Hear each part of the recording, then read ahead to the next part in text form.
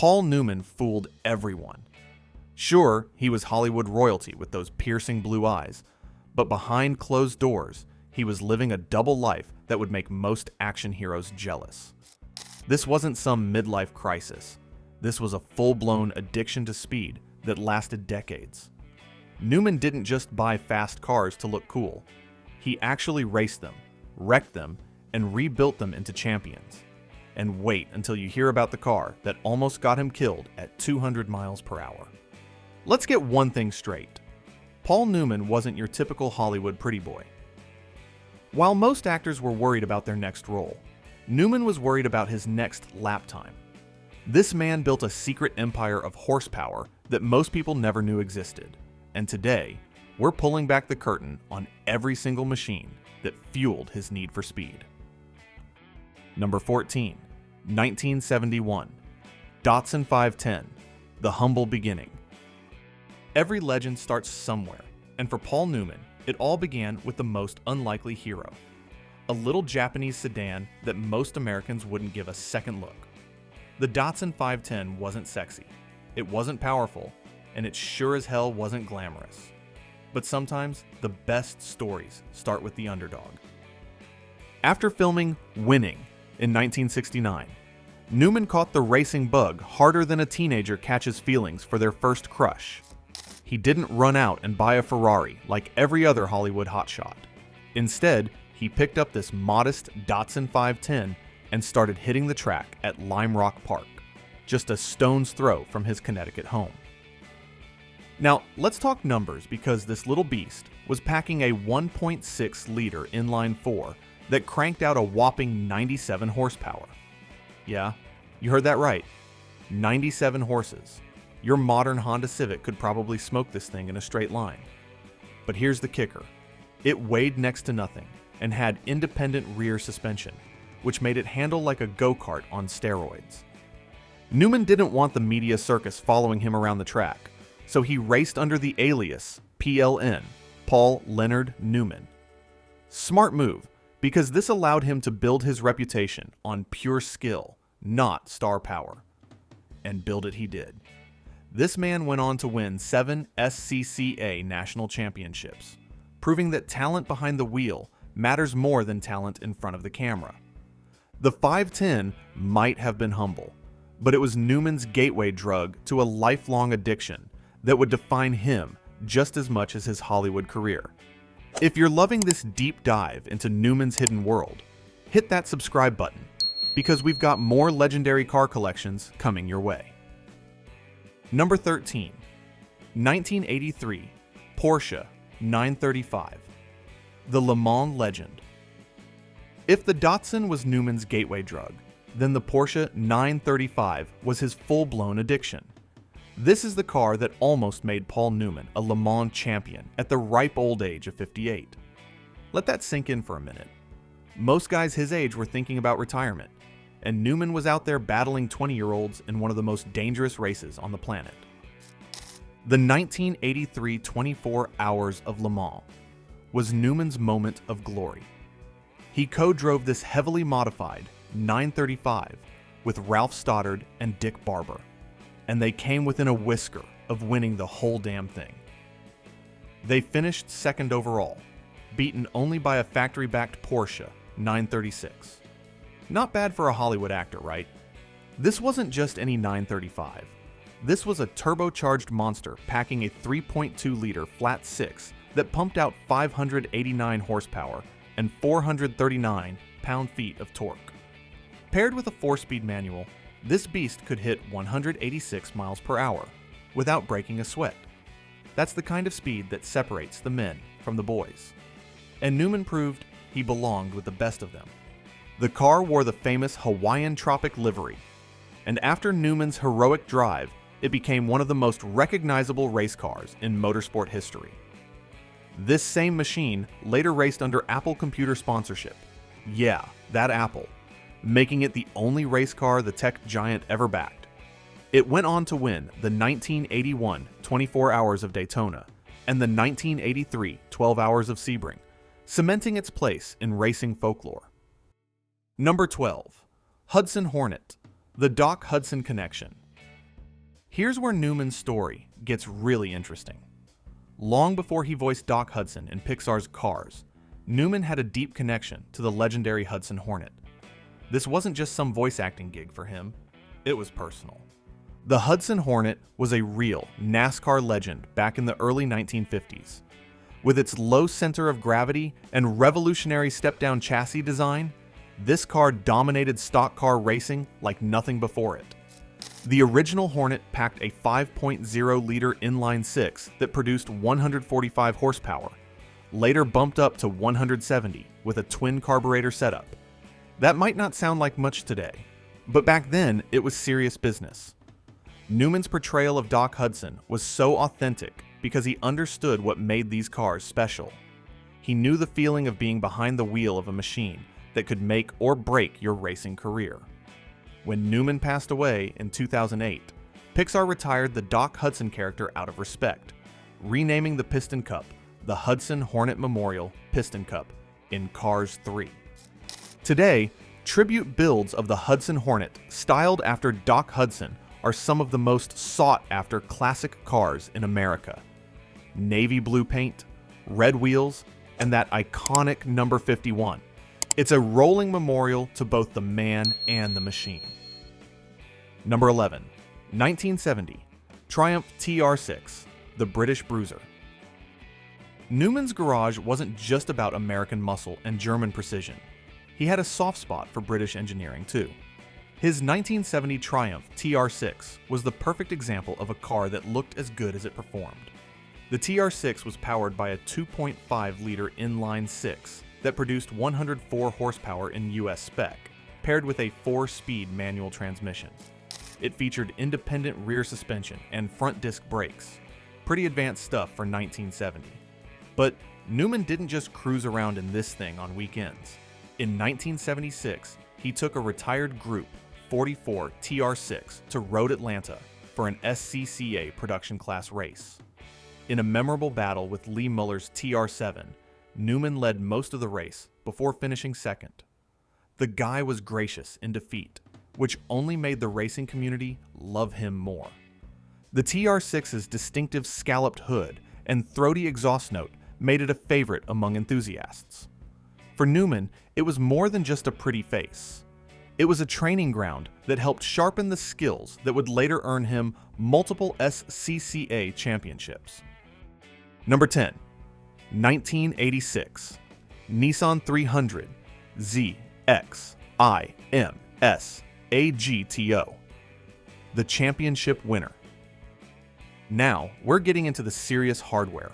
Newman's 1986 Nissan 300 ZX-IMS AGTO was the car that proved he wasn't just playing around. He was here to win championships. Built by Bob Sharp Racing, this wasn't your neighbor's weekend warrior. This was a purpose-built race machine featuring a heavily modified 3.0-liter turbocharged V6 that could pump out over 600 horsepower, depending on the boost levels. The chassis was completely reworked with a tubular frame, lightweight composite body panels, and aerodynamics that would make a fighter jet jealous.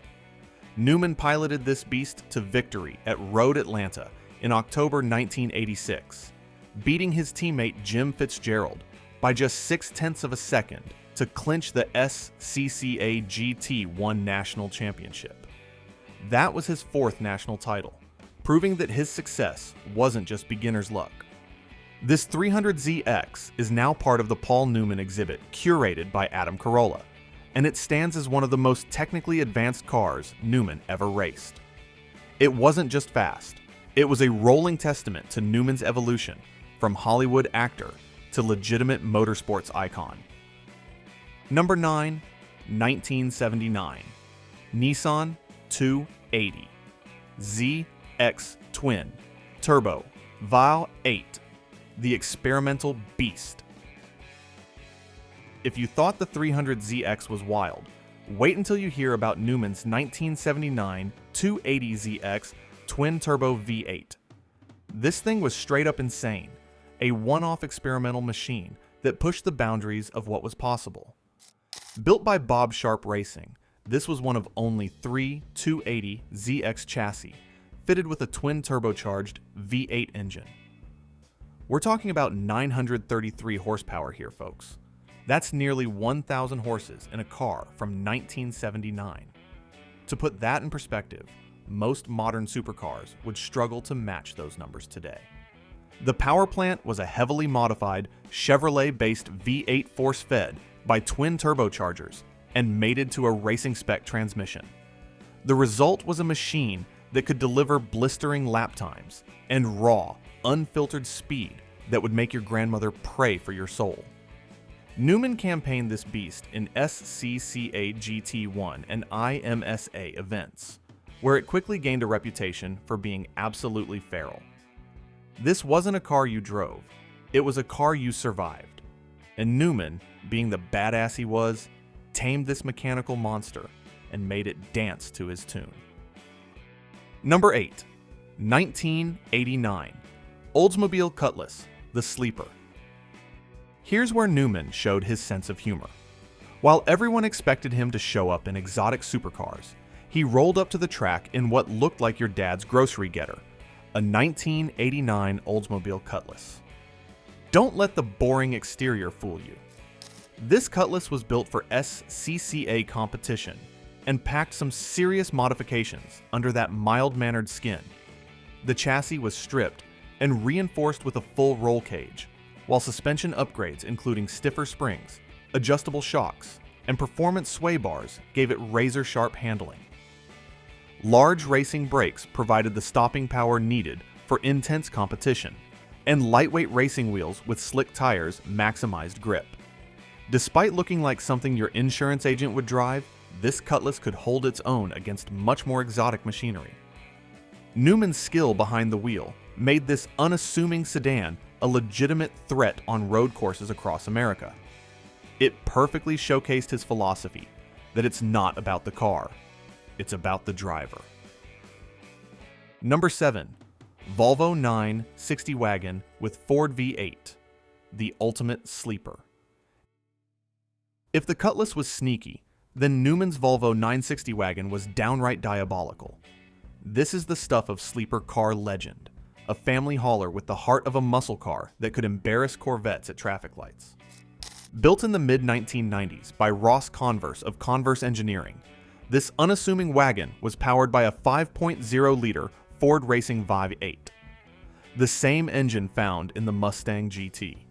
But Newman didn't stop there. He added a Kinney Bell supercharger, pushing the output well beyond 400 horsepower. The car retained its stock exterior, complete with roof rack and factory paint, making it nearly invisible to unsuspecting drivers and law enforcement. Newman's goal was simple: build a car that could outrun Corvettes without attracting attention. Mission accomplished. The 960's independent rear suspension and rear-wheel drive layout made it the perfect platform for this conversion. Newman was so pleased with the results that he convinced his friend David Letterman to commission a nearly identical build. Now that's the mark of a truly great sleeper car. Number 6. 1977. Nissan 200SX, the Dominator. Newman's 1977 Nissan 200SX was where he really started to make his mark in professional racing. Built and campaigned by Bob Sharp Racing, this car was Newman's second serious race machine, and it proved he was no flash in the pan. Between 1977 and 1979, this 200SX achieved an extraordinary record: 19 wins out of 22 races in the SCCAC production class. That's not just good, that's domination of the highest order. It showcased both Newman's rapidly developing skills and the car's engineering excellence. Based on the S10 chassis and powered by a modified L20B inline 4, this 200SX was extensively prepared for racing. Compression was raised to 10:1, and Solex 50mm twin-choke carburetors replaced the factory units, significantly improving airflow and throttle response. Custom fiberglass body panels reduced weight, while a full roll cage and race-tuned suspension completed the package. Newman's success with the 200SX helped cement his reputation as a serious driver not just a celebrity playing around. The car is now preserved in the Paul Newman exhibit, where it stands as a tribute to Newman's early dominance in motorsports. Number 5. Chevrolet Corvette C4, the American icon. No American racing legend's garage would be complete without a Corvette, and Newman had several C4s throughout the 1980s and beyond. These weren't showroom stock either. They were stripped down, caged, and fitted with small block V8s producing upwards of 600 horsepower. The C4 Corvette, introduced in 1984, represented a technological leap forward with its unitized chassis, aluminum suspension components, and digital instrumentation. Newman's race-prepped versions took these advances and turned them up to 11. One of Newman's most memorable Corvette outings came in 2007, when at age 82, he raced a GT 1 Class C6 Corvette at Watkins Glen and finished 4th. Let that sink in. 82 years old, and still mixing it up with drivers a third his age. That's not just impressive, that's legendary. The C4's aerodynamic body and balanced chassis made it a formidable platform for road racing. Newman's cars were typically maintained by Bob Sharp Racing, ensuring they were always at the peak of performance. These Corvettes weren't just race cars. They were extensions of Newman's competitive spirit. Number 4. 1967. Volkswagen Beetle Convertible. The wolf in sheep's clothing. This is where Newman's sense of humor really shined through. His 1967 Volkswagen Beetle Convertible looked like the most harmless car on the planet. But underneath that innocent exterior lurked a mechanical monster that could shock anyone brave enough to challenge it. Newman had the Beetle convertible body mounted onto a custom mid-engine chassis built by Jerry Isert. At its core was a Holman Moody Ford Racing V8, the same type of engine used in high-performance race cars of the era. Power was delivered through a ZF transaxle designed for the legendary Ford GT40. Completed around 1970, this was a no-expense-spared build with reinforced chassis components and handling dynamics that would make a purpose-built sports car jealous. The only giveaway that this wasn't your typical Beetle was the sound. That V8 rumble was unmistakable. This Beetle wasn't just fast, it was a masterpiece of automotive deception. Built by a man who could afford anything he wanted, it showed that Newman valued creativity and surprise over simple horsepower bragging rights. Number 3. Nissan 350Z PLN Edition, the Tribute. Based on the Z 33 generation 350Z, the PLN edition typically retained the 3.5-liter VQ35 DEV 6-engine producing around 287 to 300 horsepower, depending on the model year. Some tribute builds included Nismo performance upgrades such as sport-tuned suspension, Brembo brakes, and aerodynamic enhancements.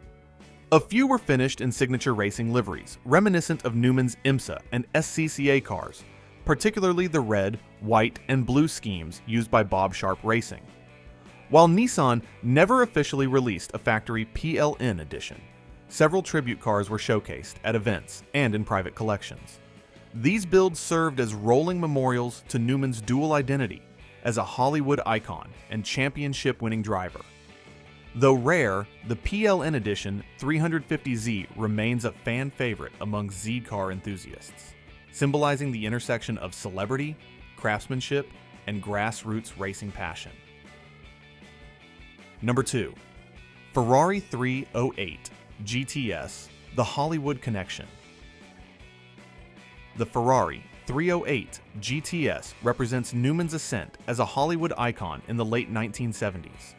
This wasn't just any Ferrari, it was the car that bridged his two worlds of entertainment and motorsports.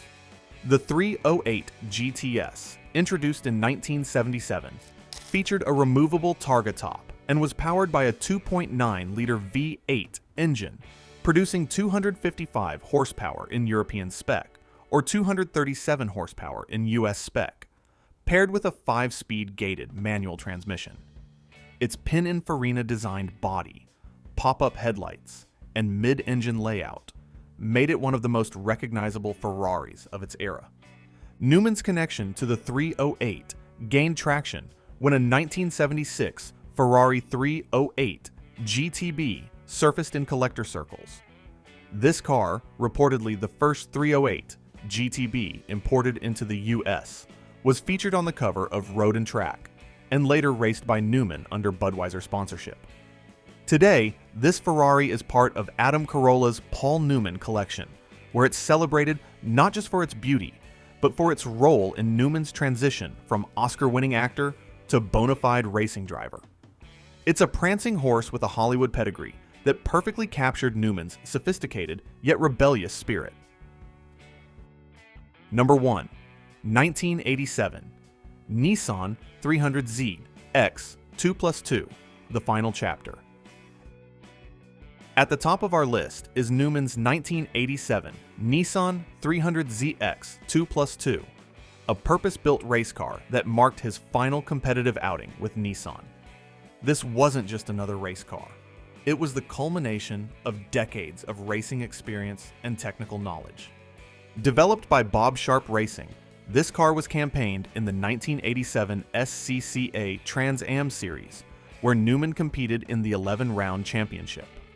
Unlike his earlier Z cars, this 2+2 model featured a longer wheelbase, offering improved high-speed stability that was crucial for the demands of Trans Am racing. Under the hood sat a VG30ET 3.0-liter turbocharged V6 tuned to produce approximately 650 horsepower. The engine was paired with a race-spec transmission and mounted in a lightweight chassis with composite body panels, bringing the total weight down to around 2,850 pounds.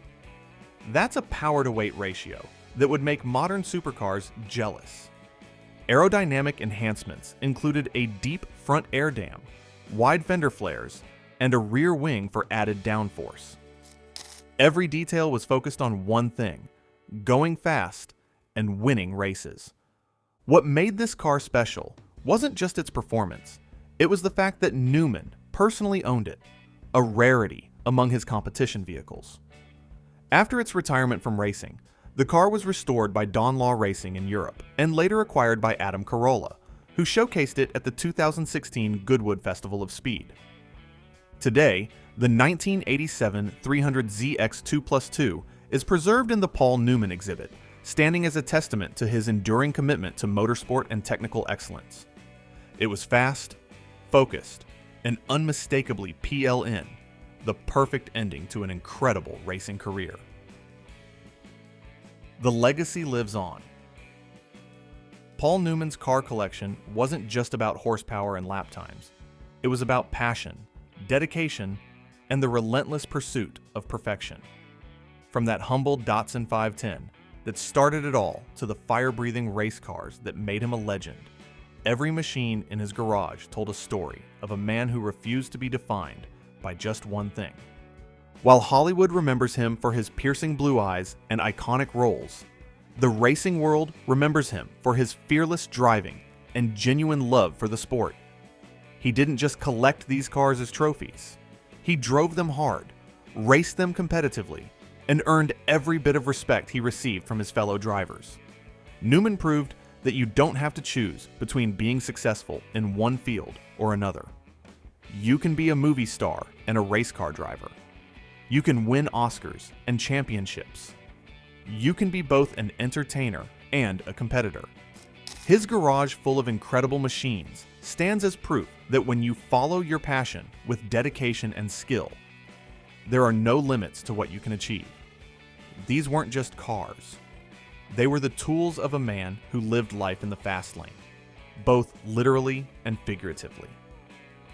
Paul Newman's secret racing life wasn't really a secret at all. It was a masterclass in following your dreams, no matter where they might lead you. So which one of Newman's incredible machines impressed you the most? Drop your thoughts in the comments below. We want to hear from you.